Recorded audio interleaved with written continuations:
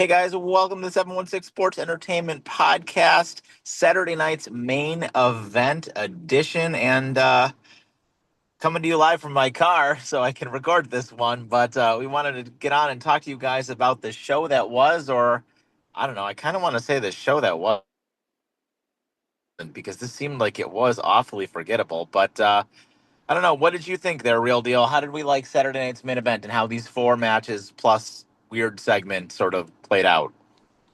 So first of all, good morning from the lovely Garden State of New Jersey.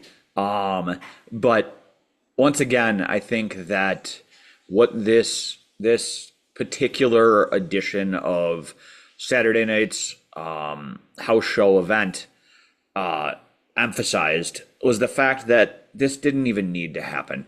I mean, yes, there was at least one major thing that went on during it, but overall, it's a glorified house show, and WWE got rid of house shows for a reason for the most part because they don't want to risk people getting injured. And I think that having this 2 weeks before SummerSlam is potentially asking for problems. Yeah, I completely agree with you. The whole show, to me, I mean, the wrestling was fine, but the show felt kind of pointless. And I think there were very few bright spots on this show. So let's talk about it. I guess we'll get right into it. So the show opened up with the women's tag team match between Primo and Paige versus Fatal Influence. And I know we did predict this, but Fatal Influence did pick up the win after kind of like a weird sort of botchy thing where Brie ended up getting pinned. And I don't really know where they're gonna go with this. Like this was fine, and I'm kind of surprised given the house show vibes that Paige and Brie lost. But I don't know. Like, I mean, do you think that we're kind of done with the Brie experiment here? Like maybe we'll do like one or two more things with her, and then she'll probably like ride off into the sunset. I would have to imagine so. I mean, I believe we all picked Fatal Influence to win this because it made the most sense. I mean, it lets you do the rematch for SummerSlam. That way, you don't have to try and build a complete new story like you would have if Paige and Brie would have won. I will say that the one piece of credit I can give to Paige and Brie is that they've gotten better as they've had more matches. So I think you do have a good point, though. I think we're just about done with the Brie Bella return. And I read something interesting this morning that I'm very curious to see if for the rematch at SummerSlam, instead of Paige, we get Nikki and Brie. Why? Because Nikki should be just about due back, and it allows her to actually step back into the role that she was supposed to be in originally. And then you can move Paige off. Because keep in mind, Paige was only there as a fill in. You know what I mean? I mean, I would prefer Paige to be into like singles competition, but like, are you gonna not have Paige on SummerSlam? She'd still accompany them out. She doesn't have to have a match. Yeah, I suppose. I don't know. I mean, I do agree she needs to get back in. She needs to get into singles competition. Like the main event scene for the women is in desperate need of big stars, and I think that that would like help quite a bit having her kind of near or close to the top of the card. And I've been saying for a while since her return, I very much want the her and AJ Lee match. That's needs to be inevitable at some point. So long as that happens, I think I'm okay with it. But with that said, yeah, I don't know. This match was just sort of a nothing burger, so I kind of give it the thumbs down a little bit, to be completely honest with you. I don't think I'd go that far. I think I definitely would put it kind of at the meh stage. I will say though, if you move Paige back into the singles competition, I think I could get behind a Paige versus Rhea interim versus real champ match. Yeah, that would be fun. They could potentially insert her into that ladder match too. Sorry, I had to put the sunglasses on. It's a little bright out here. But yeah, they could insert her into that interim thing, and then she could get herself involved in that ladder match. Although I don't know if I want Paige in a ladder match at SummerSlam. I don't know how I feel about that, but it could be good. I guess I wouldn't mind her and Rhea doing their thing. I just don't know if they're gonna like. Would they just have Rhea beat her? I feel like whoever is going to challenge Rhea for that interim thing, I kind of feel like that person's going to beat Rhea. Um, I mean, I guess it depends on what the original plan for SummerSlam was. Like if Rio was going to drop the title or not. But I think that you can still. I guess it's going to depend on how long Rhea is actually out for. Because I know they've been kind of wishy-washy about it. Like Tess, or I believe it was Tessatori on Friday was talking about how it could be short term, it could be long term. Like they were real vague about her timetable. And I think that plays a major factor in who you have win this. I can tell you this, it better not be Jade. I don't think it's going to be Jade. That would be like devastating if you did Jade and Charlotte for the title when you're already this far along and you're just able to like finally get some kind of match together for women that like doesn't involve a title. But I don't know. We talked about that multiple times on this channel, and it's like, can you give women a story that like doesn't involve a title and maybe just book them a little bit better? But God forbid. Um, Anyway, yeah, this was fine. It'll be interesting to see where it goes, but yeah, kind of a nothing burger match for me. So I think I give this whole thing a thumbs down. I'm glad I think the booking was correct, but the whole thing just kind of gives me a thumbs down. Um, Next we moved on to Danhausen versus JD McDonough. And this had like a fun little intro video beforehand, going with Danhausen kind of, showing how the whole thing went down and his whole thing with the Knicks and uncursing the Knicks. And you kind of knew when this happened, that some member of the New York Knicks at some point was going to come out and was going to help Danhausen ultimately, fend off the Judgment Day, as we kind of discussed that, it was somebody had to come out, right, to sort of help this down. And also the mini Housens got involved as well. But again, this was kind of dumb. Like, I get it, Madison Square Garden. You have a New York Nick come out and put a couple of people into choke slams, and it's fun. But like, again, it just kind of felt pointless. But I don't know. What's your take on this? So for this one, I will actually say I was happy with it because this is the exact type of event that this kind of thing should be happening at. Mm. Rather than at like an A or a S tier, we'll go video game wise here, we'll go with S tier PLEs. This is the perfect style of event to have the goofiness factor of a Danhausen match, especially while the Danhausen thing is still working. I'm still enjoying the hell out of it. I really enjoyed seeing Kat come out and absolutely demolish the Judgment Day with those choke slams because honestly, those choke slams looked better than some of the big guys' choke slams in Right? years. I'll give him that. I will give him that. Like he got some height on those guys, and I couldn't tell you the last time I saw somebody choke slam someone from like 9 feet above the ground. Well, I think that they helped him too. Like Dom and JD, like I give them props too. They definitely helped sell that better. I don't know how much help JD can give since he's like 4 feet tall with a head that's just as big.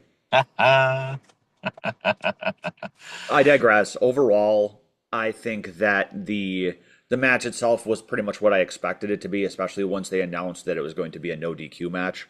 And you knew that Dom was going to be out there doing skeevy Dom stuff. And I guess at this point, we should always expect the mini Housens to appear during Danhausen matches. I think that's just going to be like how Doink was with the mini Doinks. But I'm glad to see that in this day and age, especially with how much we are against the supernatural side of things, the Danhausen thing is still working. I mean, Danhausen isn't so much supernatural as he just is a comedy character. Like, He's he's not, cursing people. I know, but he's not Undertaker supernatural. He's not Bray Wyatt supernatural. He's comedy supernatural. So like if they were ever to try to turn that into like a serious thing, it wouldn't work. Like I could actually see at some point in time Danhausen winning even like the US title or something like that, to be completely honest with you. But Danhausen is the kind of character that will never win the main title ever. Yeah, And that's for the best. he's definitely not your top tier level of talent. I would probably put him on the level of like R Truth or like how Santino was, the Yeah. kind of comedy character that is popular enough that he's always involved in something, and popular enough that they feel comfortable putting a mid card title on him. Especially because I guarantee you, they put a mid card title on Danhausen, he'll get some sort of custom Danhausen title, like the Dan title or something, and they'll sell the shit out of that. Oh, no doubt, no doubt, no doubt. So yeah, it was fine though. But again, Danhausen picked up the win to no one's surprise. We all kind of called this one as well. Actually, surprisingly, we got a kind of a perfect call out on this entire card, which I don't really think was that surprising, but I digress. Next, we moved on to, in my opinion, what was the match of the night: Bailey versus a freshly heel turned Lyra Valkyria, and yeah, like I said, this was the best match of the night. This match was hard hitting. Lyra looked like $1 million. Bailey got a little bit of offense in, but Lyra really came out and was physical and was beating the crap out of Bailey. She got busted open early in this match. Like it looked like her nose was bleeding like all over the place. But absolutely fantastic. Lyra picked up the win, and then after the bell, Lyra just laid out Bailey, hit her with the Nightwing on the steps, and this was great. This is exactly what this needed to be. This is exactly what you needed to do for a character like Lyra, who needs to go through a character refresh, get rid of the happy-go-lucky babyface thing, and just turn her into just like a killer, just like a psychopath killer kind of character, and just have her like slowly just get more and more nuts. And I think it's just going to do wonders for her, and I hope that like they can capitalize on this momentum. Well, we know that this isn't going to be a short term thing because she got the official entrance music change. Yep. So I still think that her entrance video though should be her getting out of the van by the river and making her way to the arena, kind of like how they would always show Goldberg coming from his locker room, just show her coming from the river. And I like that she actually came out like her gear was different too. Like it was Yep. still sort of the Lyra gear, but it looked like darker almost. Hmm.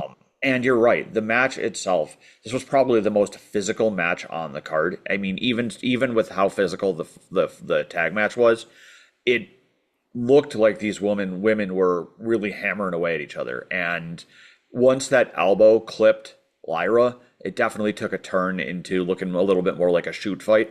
Yeah. And I'm very curious to see if they were throwing real punches there. But at the end of it all, you're right. Lyra needed the win. I mean, I know I did say in my prediction that I'd be okay with Bailey winning because then you could have Lyra win on the big stage at SummerSlam. But I think this is the right choice. And if they do have a rematch, I think she should win the rematch as well. Mhm. And I'm very curious to see if this is over or if we do get that major maybe stipulation match at SummerSlam. I don't think so. I mean, I feel like the way they ended this, they have her doing what she did to Bailey. I kind of think Bailey's going to be written off for a while. Bailey could be off for the next basically until right before SummerSlam and have her um attack Lyra and have it be like a last minute addition. Maybe. I don't know. I think she needs to be out for a while, but we'll see. Lyra could be my early pick to win Money in the Bank. I 100% agree. I think will be in the match and I think she should be a dark horse favorite to win it, especially Yep. with as a heel character. Yep. Absolutely. Which takes us to the, I mean, it wasn't the main event of the show, but was the main event match of the show. And that was, of course, between Phil CM Punk and Herschel Cody Rhodes versus Gunther and the last real good guy, one Samuel Zayn. And this match was like all over the place. And I mean, you could see the animosity in Sammy, who was probably the MVP of the match, who really just went after Punk right away. And you had a lot of stuff between Gunther and Cody as well. So I kind of feel like after Cody's done with Punk, he's probably going to go back to Gunther, I think, for a little while. And Gunther needs to pick up that win. But yeah, with them adding the stipulation to this match, I thought for sure the heels were going to win and get added to the SummerSlam main event. But I think to some folks' surprise, the faces won due to Nick Aldis eventually smacking Gunther in the face with the title and allowing the faces to pick up the win after CM Punk dragged Cody's lifeless body onto Gunther to pick up the win, and Sammy wasn't able to get in time to break it up after Punk kind of like kicked him off the ring apron. So yeah, I don't know. What do you make of the booking here? I mean, this match kind of. I mean, Gunther's spectacular wrestling. I don't even think could save this match because I think they wanted this match to just kind of be chaos, you know. But I don't know. What do you make of this match? I mean, what do you make of kind of the bait and switch that they did to add that stipulation only for it to be pointless? But yeah. So, like you said, I as soon as they announced that stipulation, I was kind of regretting my original choice. But the more I thought about it, the more I thought how much more it would mean for Aldis to screw Gunther out of that. But I think the biggest question we had going into this match, there was one question that we all had at the tip of our tongues, and it was can they coexist? But I think that this match proved that Cody and actually all of them could coexist because yes, it was chaos, but you didn't have any fighting amongst the teams. Like Sammy and Gunther didn't really get into it, neither did Cody and Punk. I'm sorry, Cody and Hogan. I mean Cody and Punk. But I think that the match itself, for being as chaotic as it was very fun. The several points where the guys were all taken out in the ring, the point where Punk had Sammy in the Anaconda Vice, and Cody had Gunther in the figure four. And after Gunther managed to free Sammy, he was yelling for Sammy to come help him. And then, of course, obviously at the end, you had Aldis, who I'm curious how long he was under the ring for, because that kind of sucks. I wonder if he was hanging out with the Minihausens down there. But they have their own little like lounge. But obviously coming out, popping Gunther, and I'm happy with it. It got us where we needed to go, which is the one-on-one match at SummerSlam, because I think a Fatal 4-Way would have been a mistake. Couple questions though coming out of it is obviously we are going to have Gunther and Aldis. Does Aldis lose his job as the GM, or is this just going to be a one-off? Is my first question. My second question, what do we do with Sammy? And my third question, what do we make of the fact that Punk accidentally hit Cody in the face with the title belt when he threw it over his shoulder? I mean, that was intentional. The whole thing was intentional. I mean, I think it's gonna cause Cody to do some like kind of dastardly things during the match to attempt to win. But I think Cody's gonna again go through kind of a crisis of conscience a little bit, like he did with Cena, and not have that killer instinct. And I think that, along with your second point about Sami Zayn, is what's going to cost Cody to lose. I think Sammy is going to get involved in the match between Cody and Punk because I think it's too late at this point to just put Sammy in a match with somebody else, you know? So Sammy will find a way to get himself involved. He'll probably try and cost Punk. Punk will dodge, and Cody will get hit with a haluva kick, and then that will allow CM Punk to pick up the win, thus protecting Cody as well. As much as I don't think Cody needs to be protected, I think Punk should get the clean win. I think they're going to save the clean win for WrestleMania. But with that said, I am 1000% on the CM Punk is going to retain at SummerSlam. And then you're absolutely right about Gunter or about Walter and Aldis. Like that is absolutely going to be a match, and Walter is going to win. 1000%. Walter Gunter is 1000% going. I mean, he has to. Aldis doesn't need. It does nothing for Aldis to win, and it would destroy Gunter as a character if he lost. So Aldis got his one up by smacking him with the title, and yeah, they're no doubt going to have a match. I'm sure it'll be fun.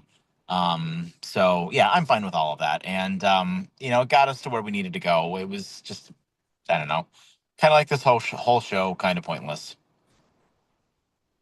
Like I said, these, especially this Saturday night's main event, without having Jesse Ventura there to raise it to a higher level, this this particular one really did feel like a house show out of like the early 2000s, mid 2000s. Yeah, no doubt. So, do you want to speak about the main event then? Because I honestly don't remember the names of the basketball players that were in this. Jalen Brunson and Tyrese Halliburton. Yeah, You can go ahead now that you know the names. I already forgot.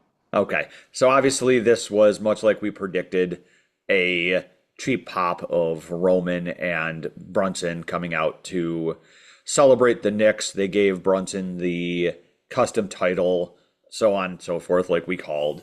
And then to nobody's surprise, Brunson's best friend slash mortal enemy, Tyrese Halliburton, came out and distracted them so that Seth Rollins could make an appearance and attempt to take out Roman, only to get stopped and eat a spear, thus having them stand tall with the ones held high at the end. So, like we said, a nothing segment that probably should not have been the closing segment.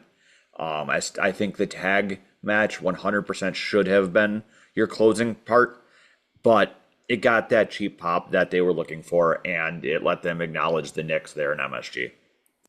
Yeah, I guess this is like completely stupid and completely pointless as far as I'm concerned. And it should not have been like the final sequence of the show. I get why it was, but I swear to God, we better not be getting McAfee vibes. I don't think Roman Reigns would allow that, though. Like, truthfully, like I don't think that Roman Reigns would allow a celebrity to come out during his match. I really don't. I don't think that like he would be okay with the kind of crap that Cody Rhodes and Randy Orton had to deal with at WrestleMania.